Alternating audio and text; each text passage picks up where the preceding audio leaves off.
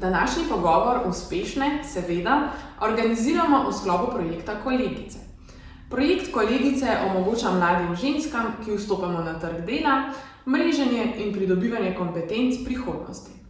V preteklem letu se je pomen digitalnih znanj in kompetenc izkazal za še bolj pomembnega, kot smo si kadarkoli prej lahko predstavljali. Projekt Kolegice tekom svojih dogodkov vseskozi poudarja pomen osvajanja in krepitve IT veščin in ne malokrat vam tudi ponudimo priložnosti, da te veščine uresničujete in pridobivate. Danes boste imeli priložnost, da pokukate v svet Teje, študentke informatike. Najprej bi te prosila, če se lahko na kratko predstaviš. Torej, kdo si, kaj počneš, s čim se ukvarjaš?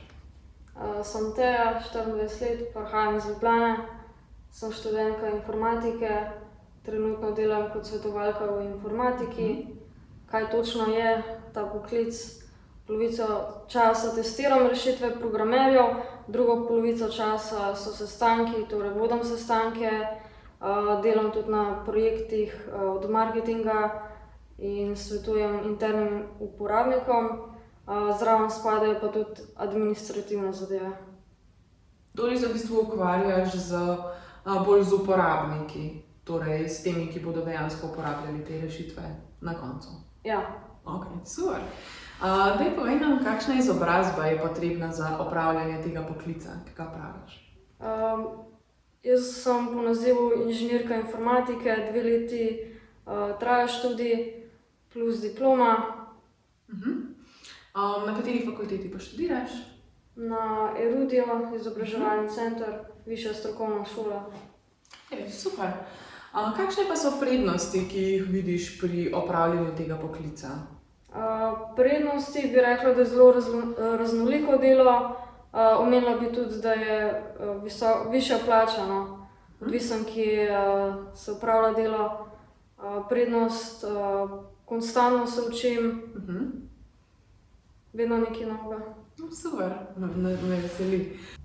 Kakšne pa so slabosti tvojega poklica? Torej, kaj vidiš, da mogoče bi bilo pa lahko bolje? Lahko bi rekla za administrativna dela. To je sicer pri skoraj vsakem poklicu, niso glih najbolj zanimiva.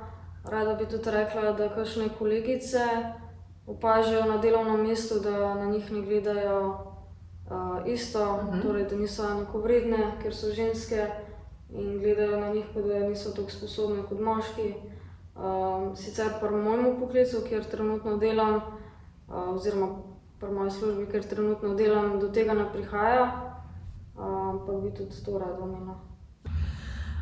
Zdaj pa še zadnje vprašanje, ki ga imam zate, in sicer, kaj bi svetovala mlajšim kolegicam, ki se odločajo za tak ali pa kakšen podoben poklic?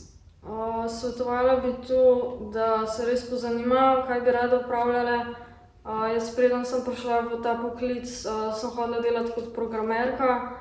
Sem bila tudi zaposlena kot študentka 2 meseca v eni firmi in sem pol ugotovila, da res to ni zame in zdaj sem tukaj, ko sem.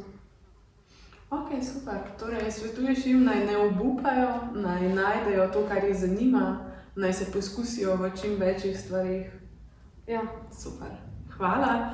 Hvala ti za veliko koristnih informacij in pa lepa hvala, da si z nami delila svojo poklicno pot in želim ti še veliko sreče v prihodnje.